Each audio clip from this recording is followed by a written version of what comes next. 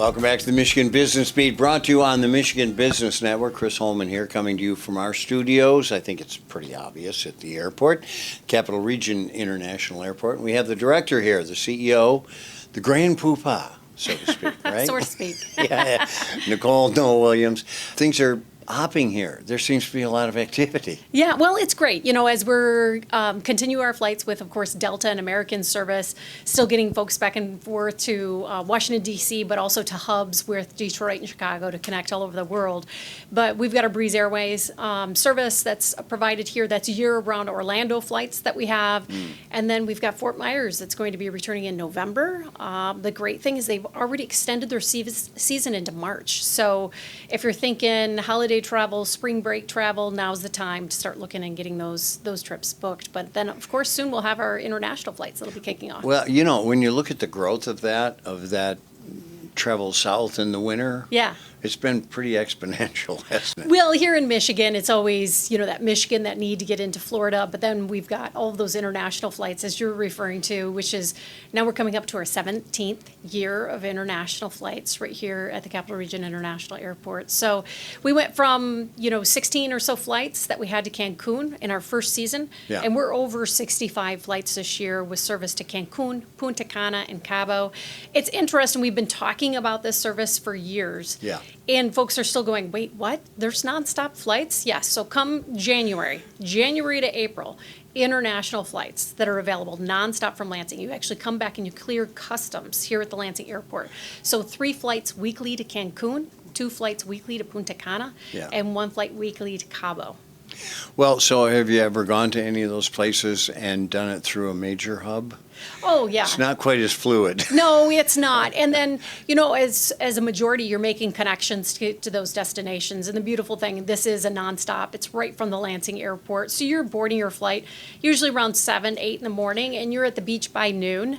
So what a great way to be able to fly nonstop during the time of the year, whether it's, a couple's getaway, a girls' trip, guys going golfing, Yeah. or a family vacation. There's a lot of options that are available. No, there really are. And of course, we've exercised all those options, We have, right? yes, Yeah. yep. It's a great grandchild thing. It- I mean, you can take the whole family and things are taken care And you of. stay at an all-inclusive property, Yep. and especially as you're referring to taking the family and the grandkids, there's great properties to help support, that type of an atmosphere. Yep.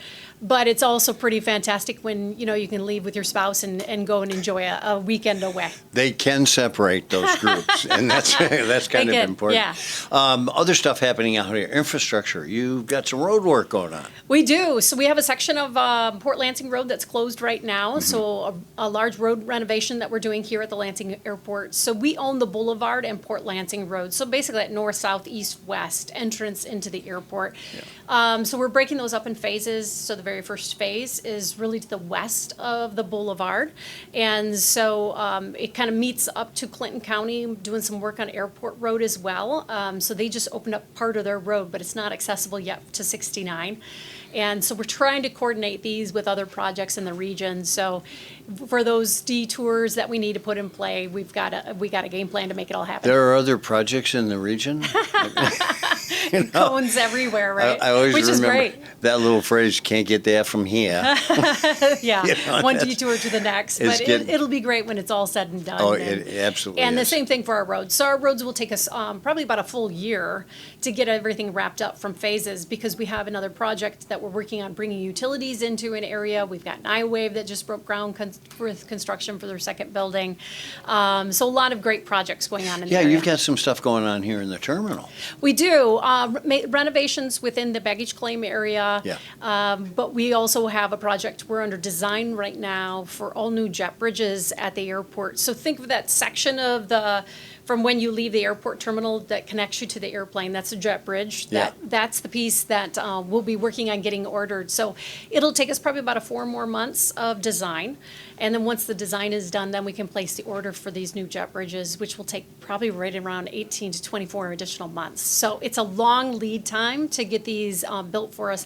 But the nice thing is it'll provide additional efficiencies for customers coming and going with access to the aircraft, but also our tenants, our airline partners that are taking those plane checked bags that don't fit on the aircraft, but individuals want to carry them instead of check them. There'll be conveyor belts that'll be put into these jet bridges to make it more accessible and easier for wow. our tenants to be able to take that luggage and take it from the jet bridge down to the aircraft and vice versa. So when you come back to the Lansing airport, it's even faster. You know, the other thing I think that is worthy of conversation is everybody sees all this stuff happening all the time, and they go, well, if the airport has that much money, I mean, why, you know?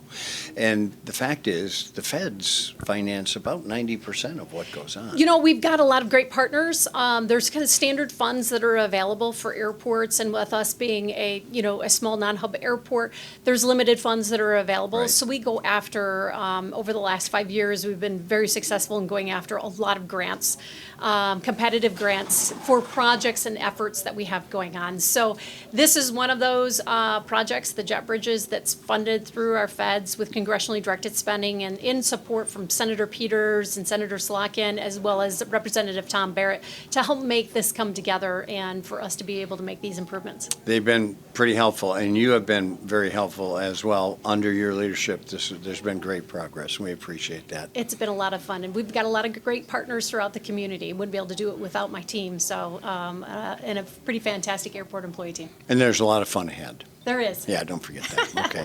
Nicole Noll-Williams, thanks so much for joining us, CEO and the person who runs the Capital Region International Airport. You've been watching this Michigan Business Beat on the Michigan Business Network. I'm Chris Holman.